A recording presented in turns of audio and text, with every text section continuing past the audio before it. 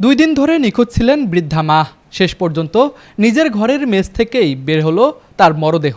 উপজেলার বড়ভিটা ইউনিয়নের উত্তর বড়ভিটা ময়দানপাড়া এলাকায় ঘরের মেস থেকে উদ্ধার করা হয়েছে 60 বছর বয়সী মারুফা বেগমের মরদেহ।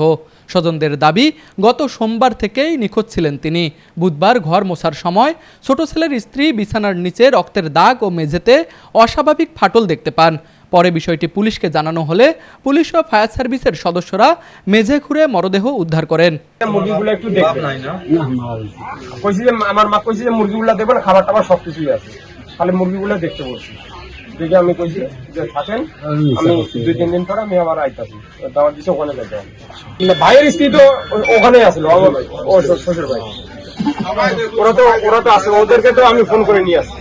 নিহতের ছোট ছেলে লাভিন মিয়ার অভিযোগ, তার বড় ভাই জুয়েল মিয়াই মাকে হত্যা করে মেঝের নিচে পুঁতে রেখেছেন।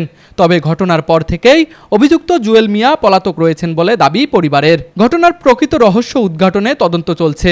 তদন্ত শেষে জড়িতদের বিরুদ্ধে আইনগত ব্যবস্থা নেওয়া হবে বলে জানিয়েছেন কিশোরগঞ্জ থানার ভারপ্রাপ্ত কর্মকর্তা লুৎফর রহমান।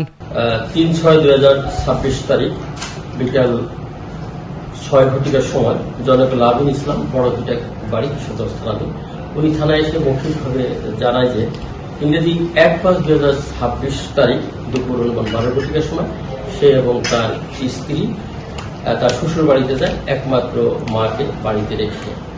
ওই বাড়িতে তার বড় ভাই থাকতো। তো উনি গতকালকে 12টার সময় বাড়িতে এসে তার মাকে পায় না। মাকে খোঁজাখুঁজির এক পর্যায়ে বিভিন্ন জায়গায় দেখে কোথাও না পেয়ে বাড়ির ঘরেতে খাটের তোষকে এবং মাটির মেঝেতে রক্ত দাগ দেখতে পায়। তখন তার সন্দেহ হয়, রক্তের দাগ দেখতে পায় মেঝেতে এবং পাশে কাঁচা মাটির মেঝেতে ফাটল দাগ এবং লেপা দেখা যায়। তখন আমাদের সন্দেহ হয় যে এখানে মেরে লাশটি কথিত করে রাখতে পারে। তো আমরা উদ্বোধন কর্তৃপক্ষকে অভিহিত করে আমরা ফায়ার সার্ভিস এখানে ছিল, আমরা ঘটনাস্থলে লাশ খুঁড়ে এই মৃত লাশ উদ্ধার করি।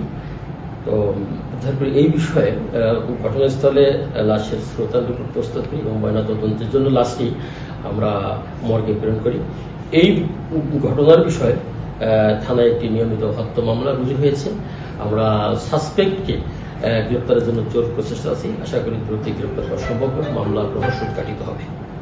এদিকে এই ঘটনায় ওই এলাকায় চাঞ্চল্যের সৃষ্টি হয়েছে। দোষী জুয়েল মিয়াকে আইনের আওতায় এনে দৃষ্টান্তমূলক শাস্তির দাবি জানিয়েছেন পরিবার ও এলাকাবাসী। নীলফামারী প্রতিনিধি ইব্রাহিম সুজনের পাঠানো তথ্যচিত্রে ডেস্ক রিপোর্ট, RCTV।